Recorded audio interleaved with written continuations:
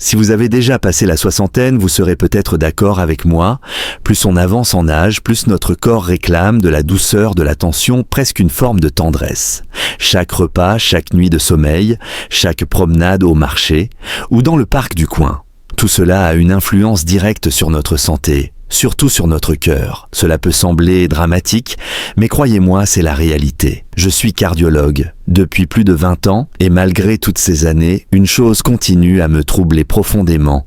Il existe une habitude toute simple que tout le monde fait chaque jour sans même y penser et qui pourtant use le cœur petit à petit, silencieusement. J'ai vu tellement de personnes âgées charmantes et souriantes venir à mon cabinet pour un simple contrôle, comme Monsieur Jean, 68 ans de Clermont-Ferrand, ou Madame Mireille, 72 ans de La Rochelle. Ils semblaient en pleine forme, pas de symptômes visibles, toujours un mot gentil à dire. Et pourtant, après quelques examens, tension élevée, artères partiellement obstruées, parfois même un risque d'infarctus imminent, sans qu'ils en aient la moindre idée. Certains sont très prudents. Alimentation légère, pas de friture, pas d'alcool. Mais ils partagent tous une même petite habitude répétée, chaque jour presque anodine. Et c'est justement celle-là qui affaiblit discrètement leur cœur. Dans cette vidéo, j'aimerais qu'on prenne un moment ensemble. Non seulement pour parler de cette fameuse habitude, mais aussi pour explorer 10 comportements très répandus, après 60 ans qui paraissent inoffensifs, mais peuvent en réalité mener à l'insuffisance cardiaque, à l'AVC, voire à une mort subite. Mais la bonne nouvelle, c'est que tout cela peut être changé, à condition de prendre conscience de ce qui ne va pas, de faire un pas à la fois, de remplacer les gestes nocifs par des gestes de vie. Alors, je vous invite à rester avec moi jusqu'à la fin, car l'habitude la plus dangereuse, je l'ai gardée pour la fin. C'est celle que je rencontre le plus souvent. Et hélas, celle qui a déjà coûté la santé, et parfois la vie, à trop de personnes. Commençons doucement avec quelque chose qui semble tout bête, mais qui est essentiel. Mauvaise habitude, numéro 10, ne pas marcher au quotidien. Cela peut paraître banal, mais je le répète depuis des années à mes patients, surtout après 60 ans, vous n'avez pas besoin d'aller en salle de sport ou de courir un marathon, mais marchez chaque jour, même lentement, même un petit tour dans le quartier. Et pourtant, dans mon cabinet, j'entends souvent la même chose. « Oh, vous savez, docteur, je reste à la maison, je regarde un peu la télé, je lis le journal, je prends le café avec les amis, parfois je fais une petite sieste. » Et moi, je ne dis pas que c'est mal. Bien sûr qu'on a le droit de profiter de la retraite, de se détendre, de savourer le calme. Mais si vous passez toute la journée assis sans bouger, sans activer vos jambes, alors le sang circule moins bien. Et devinez qui doit faire plus d'efforts pour compenser le cœur. Je pense à Monsieur André, 65 ans, retraité à Angers. Il mène une vie paisible, un petit café le matin, un peu de jardinage, quelques mots fléchés l'après-midi. Mais quand je lui ai demandé « Combien de temps marchez-vous par jour ?» Il a souri, un peu gêné, et m'a dit « Franchement, presque pas ». Alors je lui ai simplement proposé « Faites un petit tour dans le quartier le matin, 15 minutes. Puis un autre l'après-midi. Pas besoin d'aller vite ni loin, juste de bouger doucement. » Il a accepté d'essayer. 2 semaines plus tard, il est revenu me voir avec un visage plus lumineux. « Docteur, j'ai plus d'énergie, je monte les escaliers sans être essoufflé, je dors mieux. Et ma femme dit que je râle moins, vous voyez ? Un petit pas chaque jour, c'est un vrai cadeau pour le cœur. La marche améliore la circulation, réduit la pression artérielle, oxygène le cerveau, calme le stress, régule le sucre dans le sang. Et le plus beau dans tout ça, c'est gratuit. Pas besoin d'abonnement, pas besoin de matériel. Juste une bonne paire de chaussures confortables, une rue familière bordée de platanes ou de tilleuls, peut-être le chant d'un merle ou le bonjour d'un voisin. Vous n'avez pas besoin d'être parfait, vous avez seulement besoin de commencer. N'attendez pas d'avoir mal à la poitrine ou les jambes lourdes pour agir. Chaque pas que vous faites aujourd'hui est un merci adressé à votre cœur pour tout ce qu'il a fait pour vous jusqu'ici. Et pourtant, il ne mangeait ni gras ni sucré, ne fumait pas, ne buvait pas une goutte d'alcool, mais il se sentait constamment fatigué comme alourdi. À peine montait-il quelques marches que son cœur battait la chamade, le souffle court. Je lui ai simplement demandé « Et vous marchez combien de temps par jour ?» Monsieur André a souri un peu embarrassé et a soufflé « Franchement, docteur, je ne sors presque plus. Je reste à la maison, je bois mon thé, je regarde la télé, je consulte mon portable. C'est devenu ma routine. » Je l'ai regardé doucement puis je lui ai dit « Essayez quelque chose de tout simple. Une promenade de 15 minutes dans le quartier le matin, puis encore 15 minutes en fin d'après-midi. Pas besoin d'aller vite ni loin. L'important c'est de le faire tous les jours. » 2 semaines plus tard, il est revenu pour son contrôle. Je ne l'ai presque pas reconnu, le teint plus rosé, l'œil vif, la voix joyeuse. « Docteur, je me sens beaucoup mieux. Je monte les escaliers sans m'essouffler. Je dors bien et le matin, je me lève en forme. » La marche n'est pas un sport intense. Mais après 60 ans, c'est comme un remède naturel. Elle aide le sang à mieux circuler, réduit la pression artérielle, oxygène le cerveau, calme les nerfs. Elle agit aussi sur le cholestérol, le sucre dans le sang et la bonne humeur. Et le plus beau, ça ne coûte rien. Pas besoin de salle de sport, pas de coach, pas d'appareil. Il suffit de bonnes chaussures de la rue, bordées de platanes de la place du marché ou du sentier près de la rivière. Avec le chant des oiseaux, les enfants qui rient au loin, les petits bonjours échangés au passage. Voilà une vraie promenade qui nourrit le cœur. Vous n'avez pas besoin d'être parfait. Vous n'avez pas besoin de faire 3 kilomètres dès le premier jour. Il suffit de commencer, puis de continuer. Ne laissez pas la douleur ou la fatigue vous obliger à réagir. Marchez un peu chaque jour et vous direz à votre cœur « Merci pour ces années de service. Je prends soin de toi maintenant. » Ne laissez pas la vieillesse s'installer dans l'immobilité. Levez-vous, ouvrez la porte, sentez l'air du matin. Regardez les fleurs sauvages sur les bords du trottoir. Écoutez la vie autour de vous. Chaque pas, même lent, est un pas vers une vie plus longue, plus douce. Et puisqu'on parle de douceur, parlons maintenant d'un ingrédient minuscule mais redoutable, le sel. Après 60 ans, il est recommandé de ne pas dépasser une cuillère à café de sel par jour, soit environ 1500 mg de sodium. Et pourtant, une simple soupe en sachet, une part de charcuterie ou un petit sandwich peuvent déjà faire exploser ce chiffre. Je me souviens d'une conversation avec Madame Claire, 68 ans, qui habite près de Perpignan. Elle me disait fièrement « Je fais attention à tout, pas de graisse, pas de friture, pas de sucre ». Et pourtant sa tension restait élevée, son cœur battait vite sans raison, et son visage rougissait à la moindre montée d'escalier. En creusant un peu, j'ai compris, chaque jour, elle mangeait quelques tranches de saucisson avec du cornichon bien salé. Et le soir, une soupe toute prête pour gagner du temps. Je lui ai expliqué, et je vous le dis à vous aussi, trop de sel fait retenir l'eau dans le corps, augmente la pression dans les artères, fatigue le cœur qui doit pomper plus fort jour et nuit. Et si vous avez déjà de l'hypertension ou une fragilité cardiaque, alors le sel devient un poison lent. Le piège, c'est que le sel ne se cache pas seulement dans la salière. Il est partout dans les bouillons cubes, les sauces industrielles, le pain, les plats préparés, les biscuits apéritifs, même dans certains desserts industriels. Alors, que faire ? Pas besoin de tout supprimer du jour au lendemain. Commencez simplement par lire les étiquettes, chercher sodium ou sel, réduire les sauces prêtes à l'emploi, le fromage industriel, les plats trop transformés.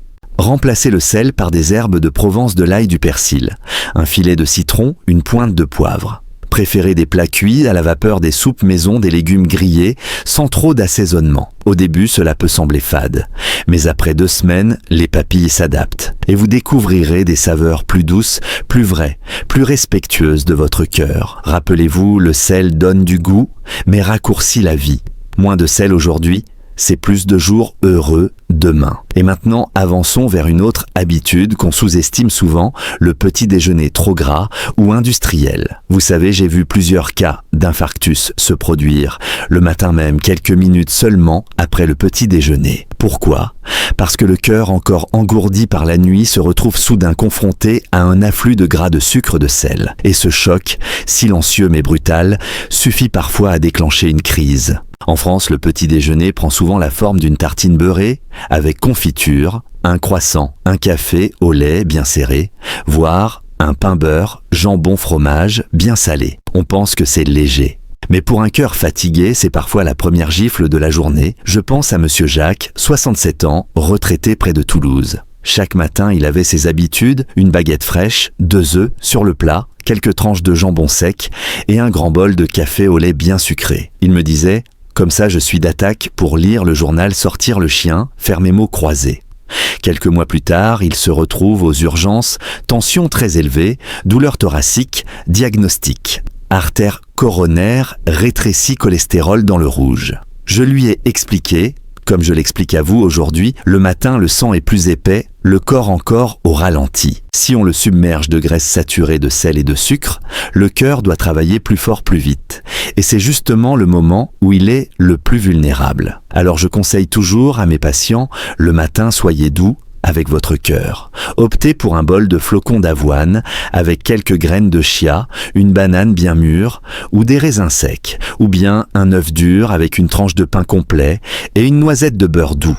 Un smoothie de fruits mixé avec quelques noix ou une infusion chaude avec une biscotte aux céréales. Et pourquoi pas un petit bouillon léger comme nos grands-parents prenaient parfois. L'idée n'est pas de se priver, mais d'éviter les mauvaises graisses animales et de préférer les bons lipides. Et surtout, ne sautez pas le petit déjeuner pour vous ruer sur un déjeuner lourd et trop salé. Rappelez-vous, le petit déjeuner ne doit pas flatter le palais mais nourrir le cœur. Ce que vous mangez demain matin décidera si votre cœur sera fort ou fatigué tout au long de la journée. Et justement, parlons d'une autre habitude. Bien française, le verre de vin le soir. Beaucoup disent, un verre de rouge par jour, c'est bon pour le cœur, non. Mais une fois que vous avez passé les 60 ans, le corps ne traite plus l'alcool comme avant. Le foie travaille plus lentement. L'alcool reste plus longtemps dans le sang et le cœur doit s'agiter davantage pour compenser. Je me souviens d'un patient, Monsieur Bernard, 70 ans de Tours. Il ne fumait pas, mangeait équilibré, mais chaque soir il se versait 2 petits verres de vin blanc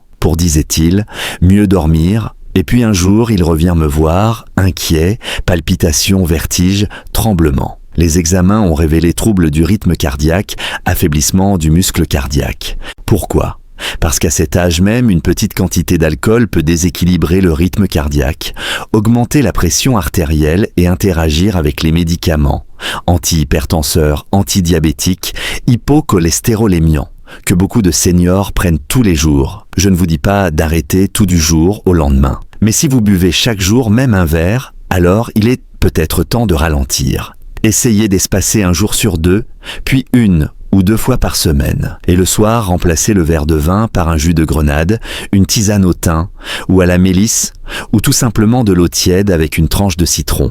Accompagnez cela d'un bon livre, d'un peu de musique douce, peut-être un vieux disque d'Aznavour ou un air de votre enfance. Ou encore mieux, une promenade tranquille dans le quartier, sentir le parfum du chèvrefeuille ou des fleurs de balcon, regarder les lampadaires s'allumer à la tombée du jour. Et si vous avez déjà des problèmes cardiaques de tension ou suivez un traitement, alors vraiment, je vous le dis, avec le cœur, le mieux serait de stopper complètement. Un jour, j'ai demandé à une patiente, « Vous préférez un verre de vin pour dormir ce soir ou vivre quelques années de plus pour voir grandir vos petits-enfants ?» Elle a réfléchi un moment, puis a souri doucement. « Je choisis les années pour pouvoir encore raconter mes histoires à ma petite fille. Et vous ? Que choisissez-vous pour votre cœur ce soir ? Et je souhaite de tout cœur que vous fassiez comme Monsieur Bernard, choisir de vivre plus longtemps pour voir grandir vos petits-enfants, pour avoir encore le plaisir de raconter une histoire au coin du feu, ou de préparer un gâteau aux pommes avec eux le dimanche. Parce que notre cœur, il a besoin de repos. Pas d'efforts violents, pas de surmenage, il mérite la paix après toutes ces années à battre sans relâche. Un jour, j'ai demandé à une dame âgée, « Est-ce que vous vous inquiétez souvent ?» Elle a baissé les yeux un petit moment de silence, puis elle a murmuré, « Je m'y suis habituée, docteur. À quoi bon parler ? Personne ne peut résoudre mes soucis.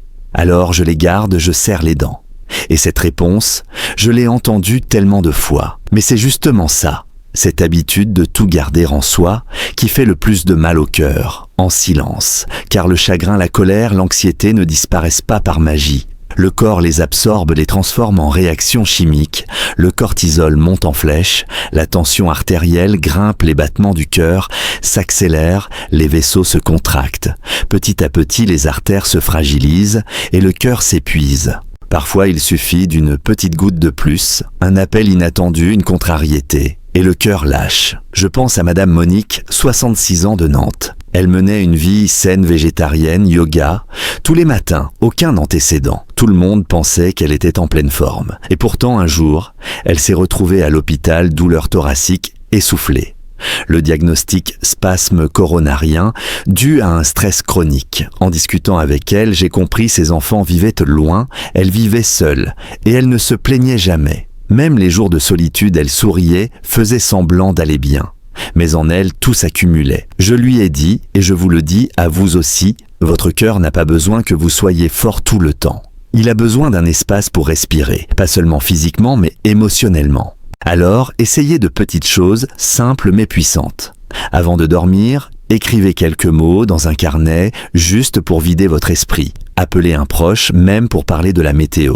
Faites 10 minutes de respiration profonde ou une courte balade au jardin. Mettez un peu de musique douce, peut-être une chanson d'Yves Duteil, de Barbara, ou un air classique, et laissez-vous aller. Ce n'est pas de la faiblesse de se confier, c'est une vraie force. C'est peut-être le meilleur remède naturel que vous puissiez offrir à votre cœur. Vous avez déjà traversé tant de choses dans votre vie. Aujourd'hui, ce dont vous avez besoin, ce n'est pas d'endurer encore, mais d'alléger ce qui pèse. Plus on avance en âge, plus le cœur a besoin d'amour, pas seulement d'un traitement, mais de sérénité intérieure. Parfois, cette sérénité passe par un bon sommeil. Je me souviens de Monsieur Philippe, 64 ans, de Lyon. Il me disait « Docteur, je me réveille fatigué.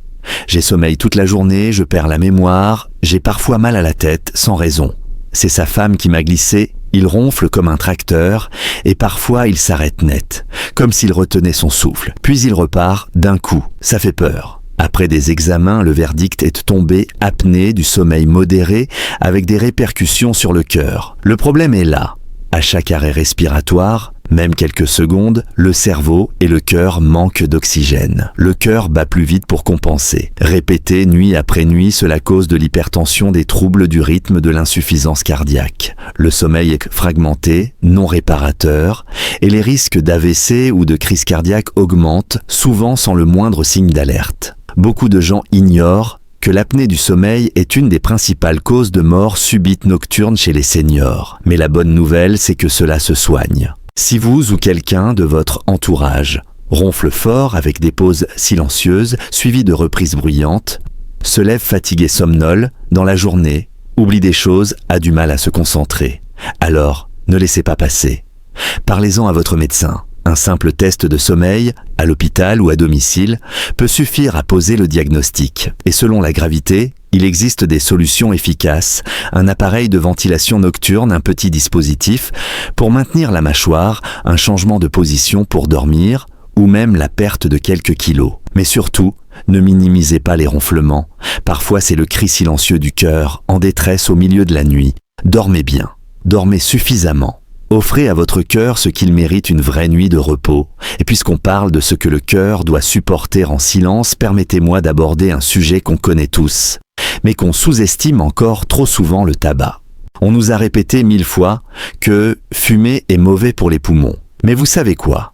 Les poumons ne sont pas les seuls à en souffrir. En réalité, c'est le cœur qui encaisse le plus. Le tabac, qu'on le fume soi-même ou qu'on le respire à travers quelqu'un d'autre, contracte les artères, enflamme les parois vasculaires, épaissit le sang. Tous ces effets réunis, c'est comme une tempête silencieuse qui attaque notre système cardiovasculaire, jour après jour. Je pense à Monsieur Gérard, 70 ans, qui vivait dans un appartement à Dijon avec sa femme et son fils.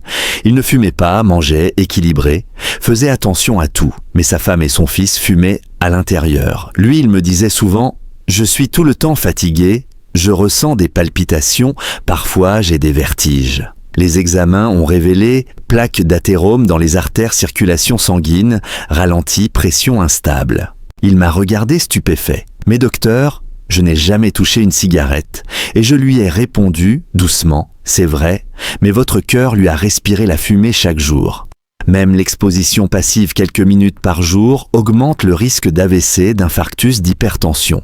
Tout autant que si vous fumiez directement. Et si vous êtes vous-même fumeur, je comprends. Arrêter, ce n'est pas si simple. Souvent, on fume depuis 10, 20, parfois 40 ans. C'est un geste ancré, un réflexe. Mais je veux vous dire quelque chose de très important, le corps commence à guérir seulement 24 heures après la dernière cigarette. La tension redescend, le cœur se calme, le risque d'infarctus diminue peu à peu. Un seul jour sans tabac, c'est un jour où votre cœur peut respirer enfin à plein poumon. Si vous avez besoin d'aide, parlez-en à votre médecin. Il y a des patchs à la nicotine, des méthodes douces, des accompagnements. Ou tout simplement, essayez un jour sans, puis 2, puis une semaine. Et si ce n'est pas vous qui fumez, mais un proche, un conjoint, un enfant, un voisin dans l'immeuble, n'hésitez pas à dire que vous souhaitez vivre dans un air propre. Pas pour embêter, mais pour protéger ce cœur qui vous a tant donné. Vous avez fait un long chemin dans la vie. Ne laissez pas une fumée étrangère continuer à peser sur vos artères. Et chaque jour, sans cigarette, vous le sentirez. Le souffle plus profond, la peau plus claire, les pensées plus légères et surtout, le cœur moins chargé. Et maintenant, je vous invite à faire une pause pour parler d'un autre piège de notre époque moderne.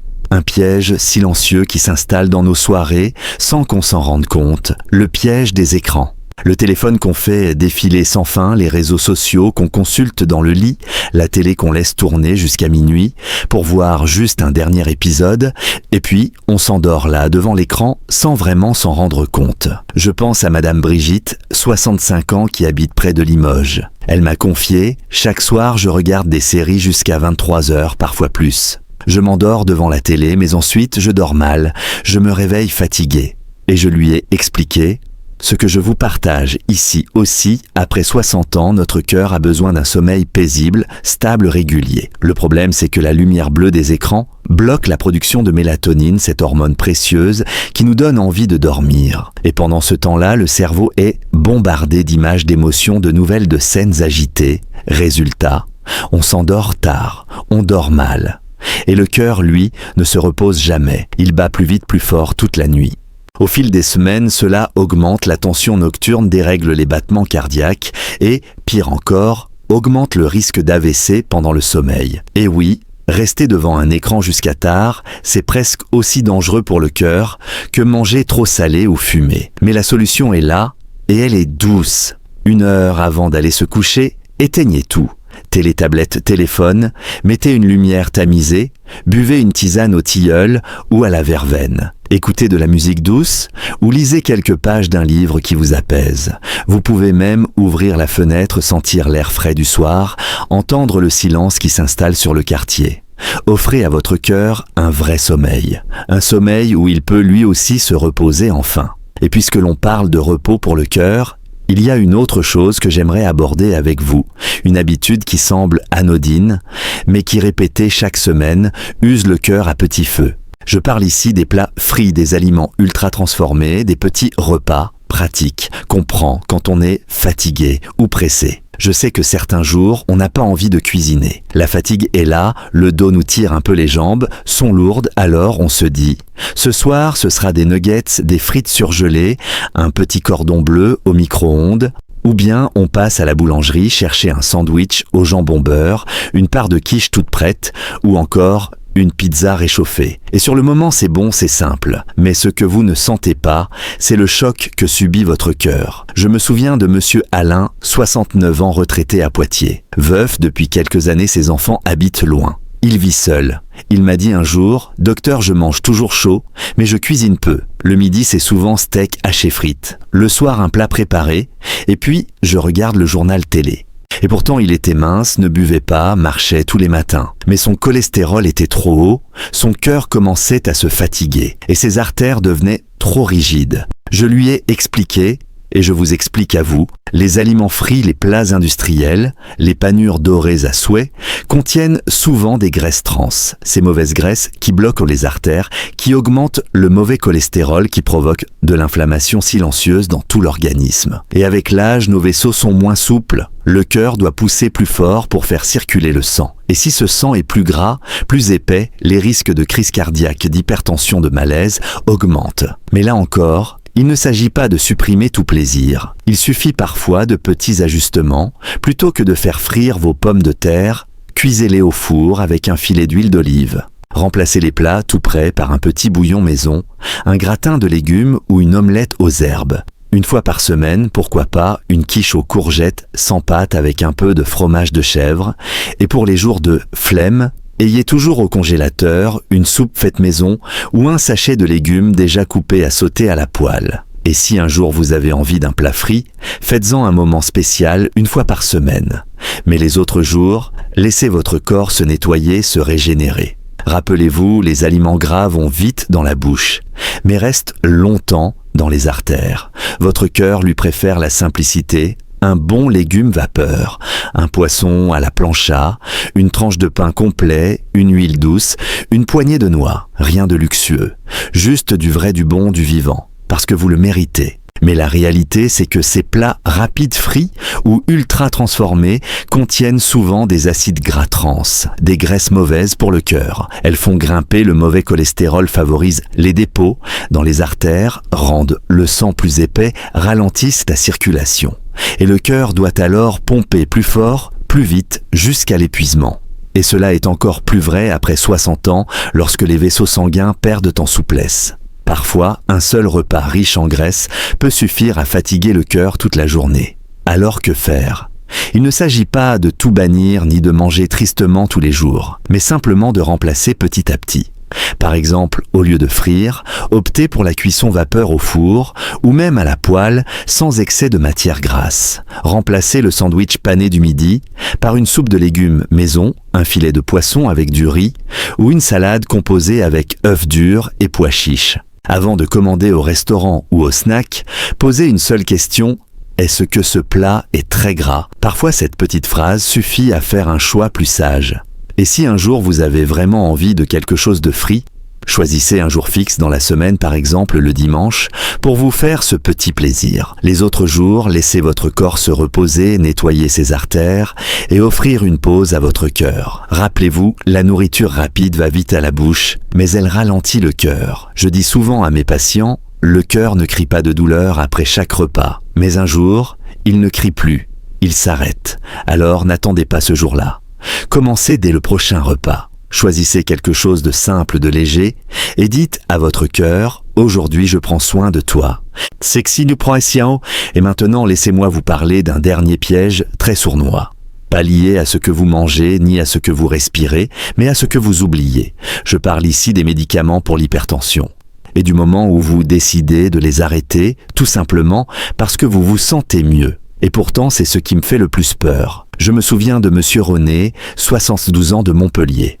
Toujours de bonne humeur, actif, il allait au marché, jardinait, riait avec ses petits-enfants. Il me disait « Tout va bien en ce moment, ma tension est bonne, 12 ou 13 à chaque fois. Alors j'ai arrêté les comprimés depuis 2 semaines. Je ne vois pas la différence. » Mais quelques jours plus tard, il a été transporté d'urgence à l'hôpital accident vasculaire cérébral. Il ne parlait plus, il ne bougeait plus. Et pourtant, tout cela aurait pu être évité, avec une seule petite pilule chaque matin. Un tout petit geste, mais une immense protection. Parce que l'hypertension ne fait pas mal. Elle ne se voit pas, mais elle règne en silence, use les artères, dilate le cœur, rend les vaisseaux aussi fragiles que du verre. Et parfois, il suffit d'un oubli de 2 jours sans traitement pour que la tension grimpe brutalement, entraînant une crise cardiaque ou un AVC. Sans prévenir, je ne vous dis pas cela pour vous faire peur. Je vous le dis avec tout le respect et la tendresse que je vous dois. Si votre médecin vous a prescrit un traitement contre l'hypertension, ne l'arrêtez jamais sans son avis.